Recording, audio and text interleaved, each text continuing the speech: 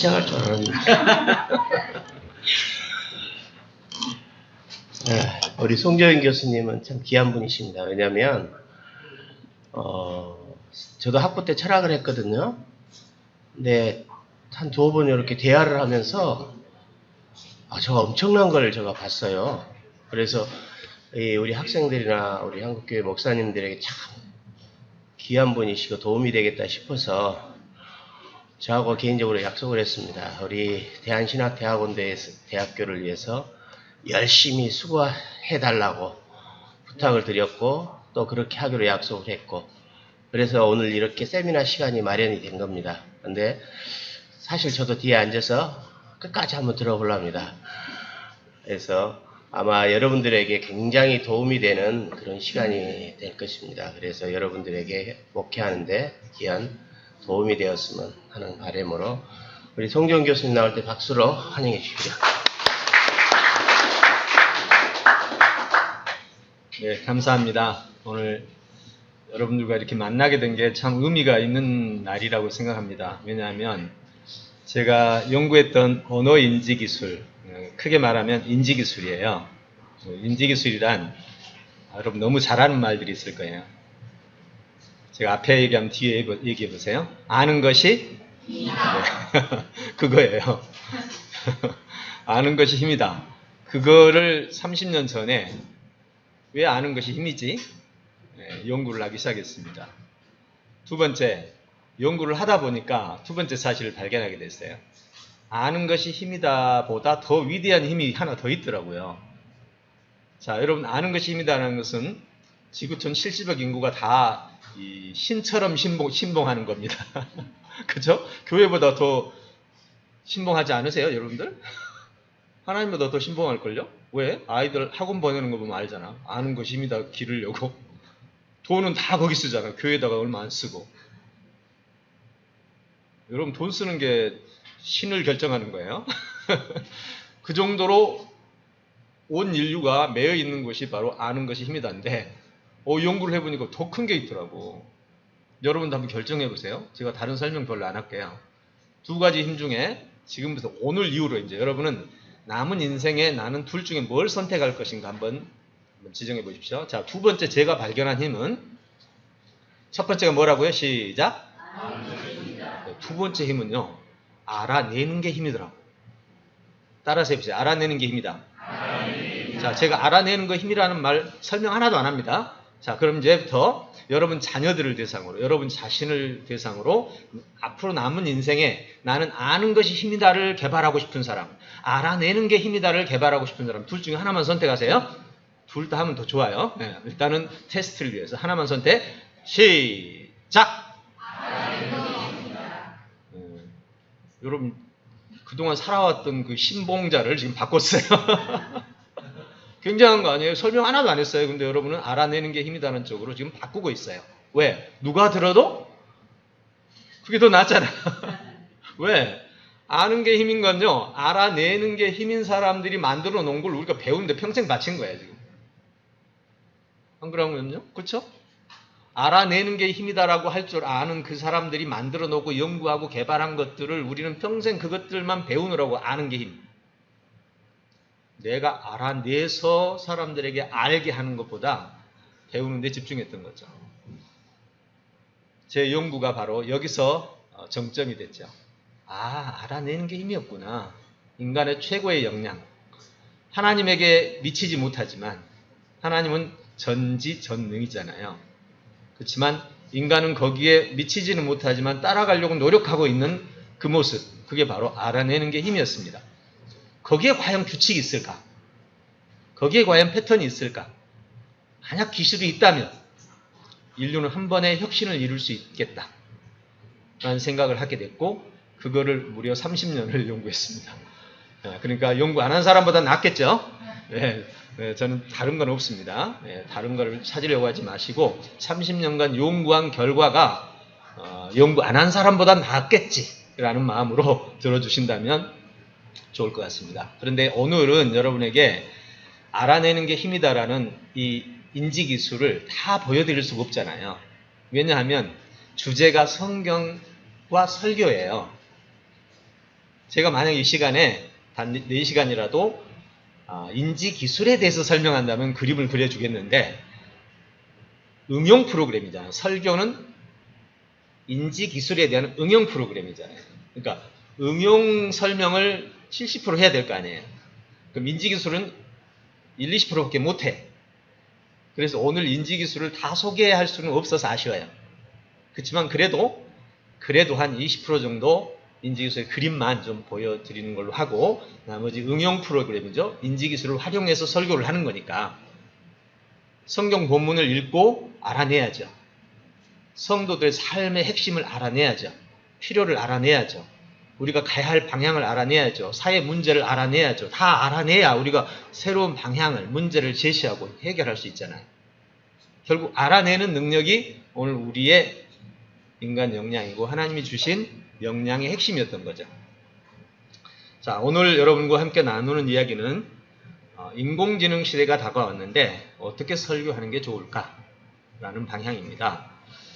오늘 내용을 크게 4가지 영역으로 나눴었는데, 아무래도 시간을 좀 줄여서 효율적으로 좀 쓰기 위해서 AI 시대를 대비한 교회의 미래라는 측면에서 설교의 방향까지 다루고, 이렇게 AI 시대가 뭐냐? 교회의 미래의 방향은 뭐냐? 그럼 설교 방향으로 가야 되냐? 참고로 여러분의 신뢰를 돕기 위해서 저는 AI에 대한 연구를 무려 한 10여 년 이상 했고요. 매년 100여 차례 이상의 AI 강연을 했습니다. 그러니까 국내에서 그나마 TV만 안 나왔지 아무튼 할 말을 할 수 있는 전문성을 좀 갖추고 있습니다. 그래서 오늘 AI의 시대에 대해서 좀 특징을 잡아주고, 그리고 그 시대의 교회는 어디로 가야 되는가? 그럼 교회의 방향에 따라 설교는 어떻게 해야 되는가? 하나의 그림이죠. 예. 그리고 자, 그럼 설교의 방향을 따라서 우리가 설교를 준비해야 되는데 어떻게 준비할 것인가? 인지기술에 따라 준비해보자. 네, 그 인지기술에 의한 설교 준비에 대해서 방향을 좀 잡고, 그 다음에 청산유수 기술을 하려고 했는데 아무래도 시간이, 이건 다음 기회에 하는 게 더 좋을 것 같아요. 청산유수는 저희 인지코칭학 우리 대학원에 2년 석사 박사과정까지 있는데 그 안에 한 학기가 청산유수 과정이에요. 청산유수란 알죠? 물 흐르듯이 말한다. 그러니까 한 학과의 내용을 오늘 1시간 정도에 하기도 그래서 30분에 하기도 그래서 이 부분은 대략 모양만 전달하는 걸로 매듭을 짓고, 오늘 방향은 이 부분하고 1시간, 여기 1시간, 그 다음에 여기서 한 3시간 정도를 해서 제대로 된 인지기술을 통한 설교 준비. 설교 준비라는 건 여러 가지가 있겠지만 일반적인 설교 준비는 뭐 자세, 복장, 그리고 뭐 그 표정, 뭐 등등 이런 것들은 저 아니어도 듣잖아요. 저에게만 들을 수 있는 것은 본문을 어떻게 이해하고, 그리고 그 본문을 이해한 것을 청중의 삶과 어떻게 결부시켜서 교회의 미래와 연관지어서 메시지를 만들어가느냐, 요거에 대한 얘기죠. 이 부분에 대한 이야기에 집중을 좀 할까 합니다. 나머지는 책 읽어보시고 영상도 많이 보시면 됩니다. 다 있던 것들이니까요. 네, 오늘 그렇게 그러면 정리를 한번 해보겠습니다. 자, 먼저 AI 시대에 대한 이해를 하기 위해서 크게 2가지만 보겠습니다. 첫째는 AI 시대를 영상으로 한번 몇 개만 볼 텐데요. 이걸 보면서 우리에게 얼만큼 다가와 있는가, 그리고 AI 시대라는 게 어떤 것인가 라는 큰 그림을 한번 보겠습니다. AI라는 게 인공지능이에요. 인공지능의 대리버가 뭘까요? 시작. 인공지능의 대리버. 뭐를 대신해서, 뭐를 대비해서 인공지능이라는 말을 썼을까요? 인공이니까 무슨 지능이에요? 아래. 인간지능. 인간지능 대비 인공지능. 더 다른 말로 하면 인간지능을 자연지능이라고 그래요. 생물학적 자연지능. 생물학적 자연지능을 알면 인공지능도 알 수 있죠. 왜? 인공지능의 요소와 인간지능의 요소는 같아요. 자, 인간지능의 요소는 이해를 잘하고 생각을 잘하고 표현을 잘한다. 이걸 보고 인지요소라고 그래요. 지능요소라고 그런다고요. 이해 잘하고 생각 잘하고 표현 잘하고. 그럼 인공지능도 뭘 잘해야 돼요? 예, 이해, 사고, 표현 잘해야 돼요. 그럼 인공지능이 그거 잘하는가 보면 되잖아요. 인간보다 얼마나 더 잘하느냐 보면 이제 앞으로 인공지능이 인간지능을 어떻게 넘어설 수 있는지를 볼 수 있겠죠. 자, 그러면 이해가 뭐예요? 수집을 말해요. 정보를 수집하는, 이해하면서 수집하잖아요. 최근에 인공지능의 정보 수집 능력의 핵심 기술은 바로 사물 인터넷이에요. 우리의 사물 인터넷은, 우리의 인터넷, 우리의 이 인간지능의 정보 수집은 만나는 사람마다 말하는 걸 알아들어요. 얼굴을 보고 알아들어요. 알아봐요. 사물을 보고 알아봐요. 상황을 보고 지금 뭐 하는 거구나 알아봐요. 그런 면에서 본다면 인공지능의 사물 인터넷은 뭐냐? 먼저 비전 기술. 카메라가 사물을 보고 그 사물이 무엇인지를 아는 것. 이거는 인간보다 뛰어나요, 지금. 카메라를 가지고 개를 딱 비쳤어. 근데 개는 아는데 저거 무슨 종인지는 모르겠어, 우리는. 근데 걔는, 인공지능은 무슨 종까지 다 알아요. 그 정도는 대단하잖아요. 물론 아직 인공지능이 인간보다 좀 부족한 부분이 있는데 단편 사물을 인식하는 데는 훨씬 뛰어납니다. 그런데 이런데 데모하는 모습을 보고 있는데 카메라를 비췄을 때 인공지능은 잘 몰라요. 우리는 데모 모습인지 아는데 인공지능은 사람이 모여있다 그래. 잘 모르죠. 자, 그래서 결국 이런 걸 우리는 이제 사물 인터넷이라고 합니다. 보고 그리고 정보를 받고 주고받는 기술이죠. 정보를 수집하는 혁명인데 영상이 좀 많은데 사물 인터넷 너무 잘 알잖아요. 결국 최고의 수준은 어디냐? 나노 인터넷, 나노 사물 인터넷이에요. 즉 재료가 거의 이 소립자 단위까지 작아지면서 그것이 벽돌 안에, 그 다음에 우리의 스마트폰 안에, 우리의 피부 안에, 우리 모든 것을 다 그냥 스며들어서 그것들이 서로 소통하는 거죠. 마치 세포가 세포끼리 소통하는 거 아시죠? 세포와 세포는 살아있는 생명체인데 이 생명체가 어떻게 살까요? 60쪽의, 우리 몸 안에 60쪽의 세포가 서로 소통을 해요. 이게 나노 사물 인터넷이라고 생각하면 돼요. 나노 사물 인터넷은 가장 작은 단위의 어떤 생명체들이, 사물들이 서로 소통하듯이 똑같은 소통 기능을 갖는 거예요. 자, 이 정도 소통 기능이 있고요. 현재는 벽 뒤를 투시해서 바라보는 인공지능도 있습니다. 벽 뒤를 바라본다라는 건 사실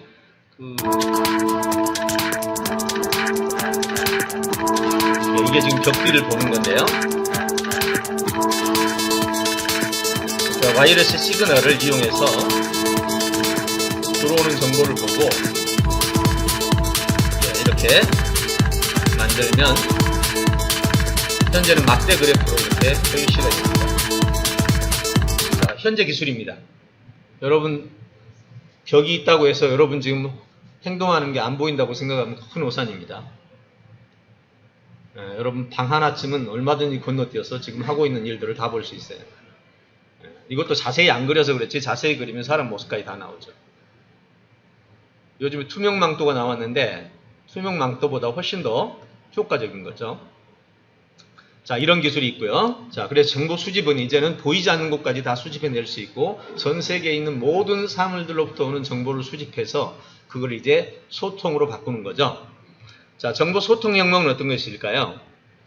인간의 뇌를 읽어내는 기술이 시작됐습니다. 뇌에서 생각을 하면 그것이 전파로 뇌파로 나오죠. 손을 사용하지 않고 글을 쓸 수 있다면 뇌공학계가 지금 들썩이고 있습니다. 자, 이것은 피부로 소리를 듣는 시스템인데요. 향후 2년 내에 100단어로 입력할 수 있는 기능을 갖게 될 것입니다. 즉 생각하는 거를 받아서 타이핑을 하는 거죠. 원래 우리의 음성 정보를, 자 보세요. 제가 지금 이 장면을 보고 보는데 1초밖에 안 걸려요. 이 장면을. 그리고 제가 전화로 지금 내 친구한테 이 상황을 전달하는 데는 얼마나 걸릴까요? 길게 설명하면 1시간이고 짧게 설명하면 지금 강의하고 있다라고 설명해야 되죠. 근데 내가 지금 저기 강의장에 있다라고 말하면 친구는 되게 궁금해할 거야. 어떤 강의장이야? 그죠? 어떤 강의야? 누가 모였어? 이거 다 설명해 주려면 10분 이상 걸려요. 내가 1초 본 거를 말로 정보를 전달할 때는 1980년대 40, 60비트 밖에 안 되는 정보 전달량을 갖게 되는 거죠. 저는 참 늘 불만이었어요, 이게. 내가 보는 세상은 우리의 보는 세상의 정보 습득. 우리 뇌는 초당 40개 HD 영화, 초당 40개 영화 파일 다운받는 거 있잖아요. 40개 파일을 다운받듯이 초당 40개 파일의 정보가 우리 안에 들어오는데 나갈 때는 방금 보셨던 이렇게 나가는 거예요. 초당 40, 60비트에. 그래서 이걸 뭐라고 부르느냐? 손실 압축 알고리즘이라고 그래요. 우리가 경험하는 세계는 40개의 영화 파일이 1초에 들어오는데 내가 나갈 때는 1초에 수천만 분의 1밖에 표현을 못해요. 그래서 우리에게 설교가 있는 거예요. 설교 안 하면 이렇게 설교하지 말고 내가 보고 내가 생각했던 걸 여러분 머릿속에 바로 텔레파이로 전달한다면 내가 보고 준비한 거 5분, 나와서 5분 하면 끝나는 거예요. 그게 안 돼서 우리는 설교라는 말로 내가 본 연구한 자료들을 전달하는 거죠. 근데 이게 이제 앞으로는 변환될 것 같습니다. 현재 여기 현장에 보시면 스마트폰에서 어떤 명령어를 입력합니다. 그러면 그것을 이 사람이 뇌로 인식해서 그 명령을 수행을 합니다. 그래서 화이트를 고르라니까 스마트폰으로 화이트를 고르라고 명령을 내렸더니 이 친구가 뇌로 인식을 해요. 화이트를 골라라. 그래서 화이트를 고르는 거예요. 조금 더 나가면 좀 복잡한 명령입니다. 자, 이번에는 검정색 원뿔을 잡아라 문장이죠.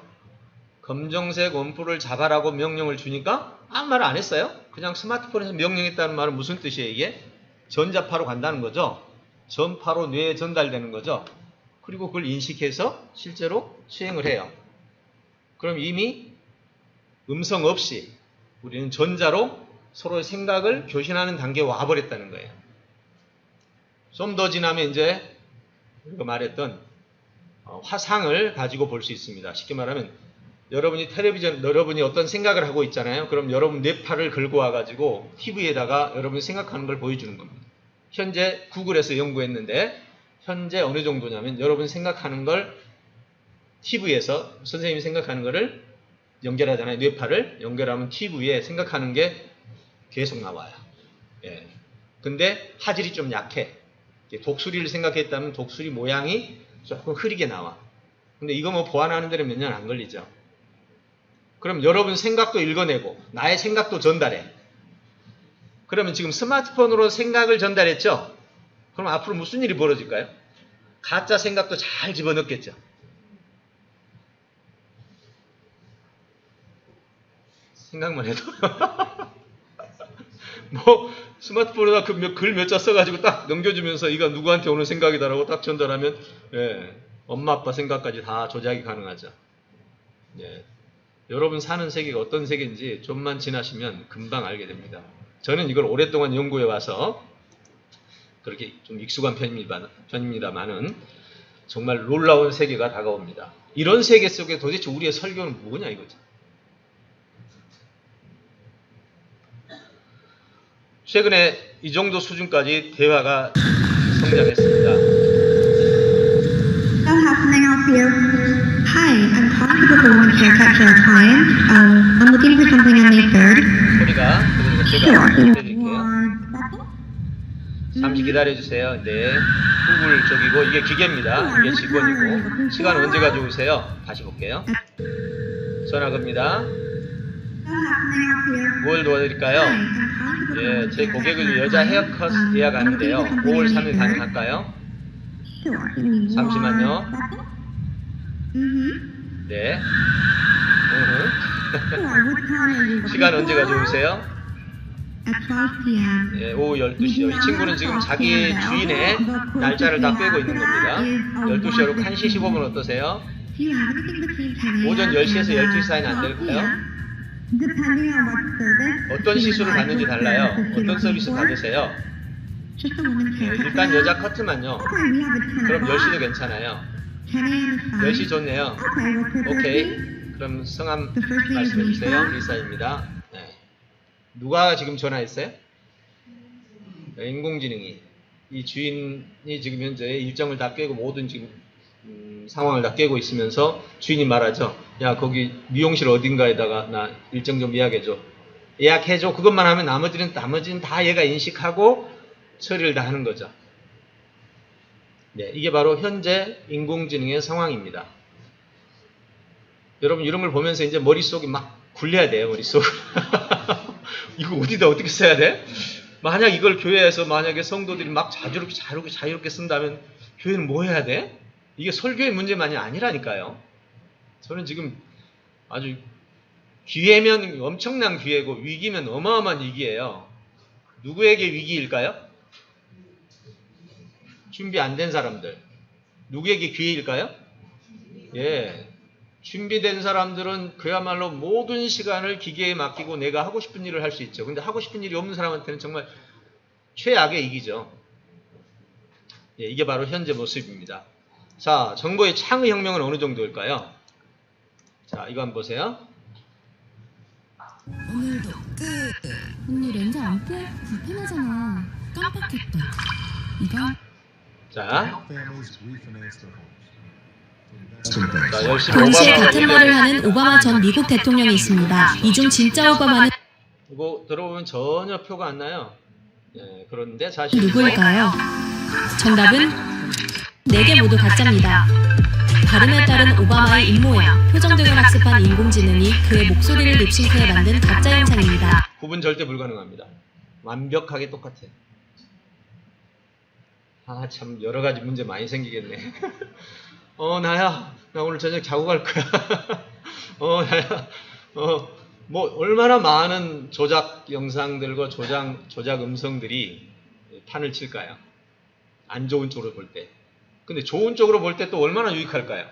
예, 이걸 이용해서 아빠가 남겨놓은 모든 데이터를 영상화 시켜가지고 인공지능을 로봇을 만들었어요.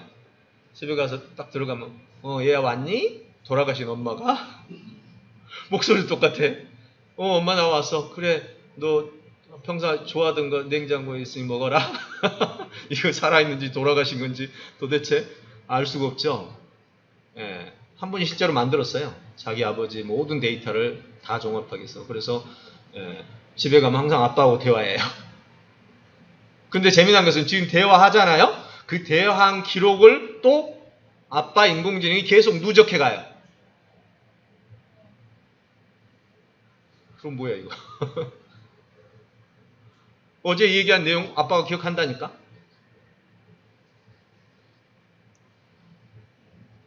그래서 거기서는 그렇게 말합니다. 사는 건가 죽은 건가? 예. IBM 인공지능이 인간과 토론 맞대결을 바로 지난달에 벌였습니다. 예, 토론을 벌였단 말입니다. 물론 아직까지는 한계가 있습니다만은 100여 개 주제 안에서만 가능하다는 것이 아직은 준비 과정을 좀 거쳐야 된다는 뜻이죠. 인공지능이 사람과 논쟁을 벌이고 사람을 설득하는 단계까지 발전했다고 합니다. IBM의 인공지능이 인간과 토론 대결을 벌였는데 인간 토론자의 주장을 조목조목 반박했습니다. 즉석에서 주어진 주제는 우주 탐사에 대한 정부의 지원, 인간 참가자는 반대 의견을 내놨습니다. 여기 나오는 토론자는 세계 토론대에서 우승한 1등짜리고 IBM 와스는 이제 갓 신참 토론 참가자입니다. 그리고 뭐 여기는 뭐 승부가 따로 없었겠지만 이 참가자가 하는 얘기가 와 이건 진짜 무섭다. 내 생각을 알아듣고 함께 대화를 나눈다는 것 자체가 이건 도대체 내 수준이 어디까지인가를 생각해 보게 만드는 이제 앞으로 이 기능이 발전하겠어요, 안 하겠어요? 인간은 더 이상 발전 안 해요. 이게 1등이거든. 이 사람이 1등이거든. 그럼 거기서 거기라고요. 근데 더 재밌는 것은 지구촌의 70억 인구는 모두 다 개별적으로 발전을 해야 돼. 근데 얘들은 어때? 인공지능은? 하나만 프로그램 세팅하면 지구촌 모든 컴퓨터들이 다 세팅이 돼요. 여러분 지금 교회의 미래에 대해서 진짜 고민해야 됩니다. 진짜로. 언제 기회 되면 진짜 제가 오늘 이 시간 이 정도가 아니라 인공지능의 실상을 한번 제가 10여 년 동안 연구한 자료를 한번 보고 나시면 갑자기 한편으로 의욕이 사라지고 한편으로는 기회를 찾게 되는 시간이 될 수도 있습니다. 그러나 분명한 것은 이겁니다. 지금과 같지는 않다는 거죠. 지금 여러분이 하고 있는 이 많은 일들이 어느 것은 점진적으로, 어느 것은 어느 날 순식간에 사라져갑니다. 순식간입니다.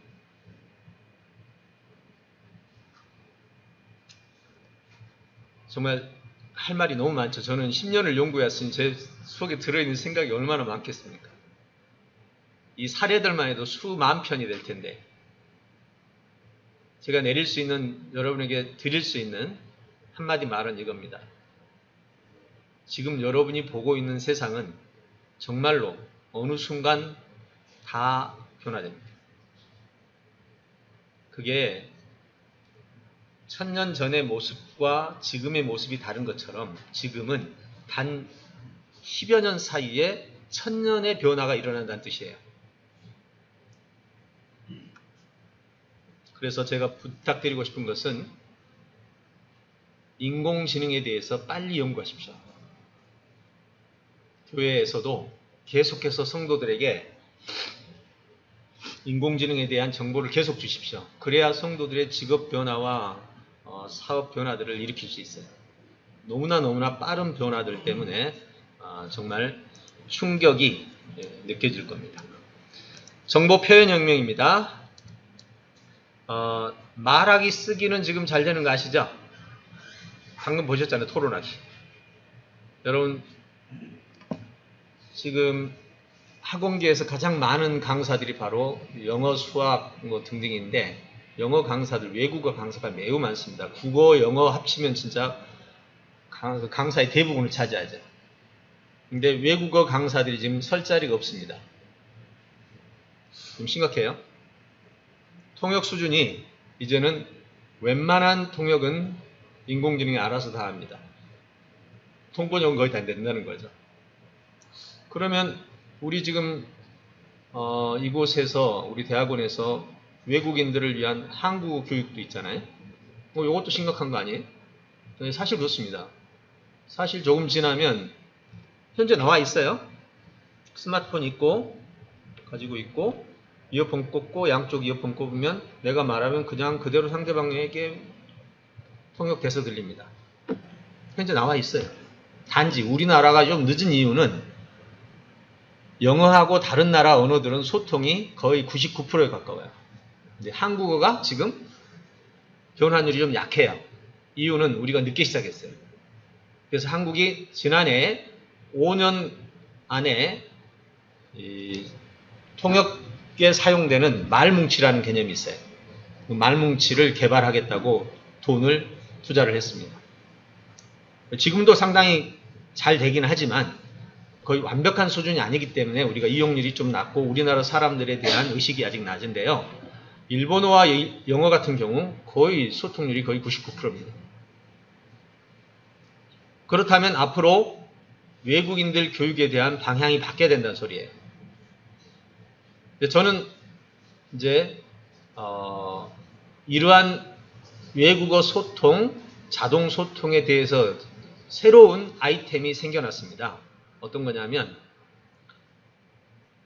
모국어에 대한 열풍이 불 겁니다. 우리 외국어 배우느라고 30%의 시간을 썼잖아요. 근데 이제는 외국어 소통은 그만 모국어로 돌아간다. 모국어로 깊이 있게 넓이 있게 공부를 하게 되면 훨씬 더 인간의 사고력이 뛰어나게 되고 정보력이 늘어난다는 것입니다. 그래서 미국은 이미 3개 주에서 외국어를 수업에서 뺐습니다. 그 정도면 이해 가시죠? 예, 어떤 상황이 온 건지. 이미 2012년 3년에 뉴욕타임즈에서 더 이상 외국어는 교과목이 어서는 안 된다. 외국어는 이제 컴퓨터의 소통 수단일 뿐이다. 그 일 이후에 몇 년 지나서 바로 미국에서는 외국어를 학습 대상에서 제외시키고 있죠. 현재 외국어 공부는 어디로 갈 거냐면, 첫째, 알파벳에서 기초 영어 배우는 거. 그 정도는 아마 할 겁니다. 그러니까 초등 외국어 정도. 그러나 중등, 고등 넘어가면 더 이상 할 필요가 없어져요. 그 다음에 고급 외국어. 그러니까 외국어 시장이 이렇게 바뀌는 거죠.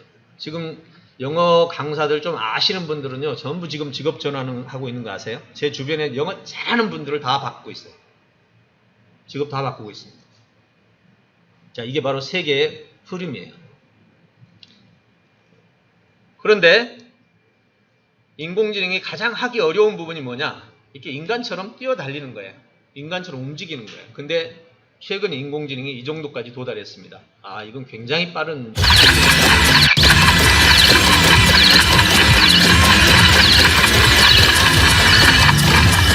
5월달입니다.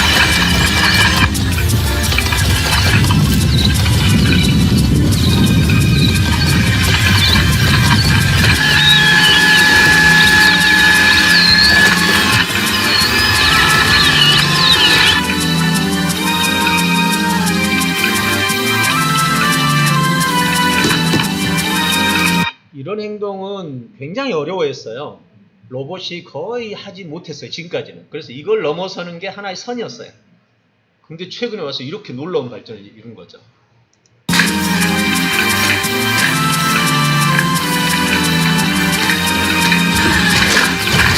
대단하죠?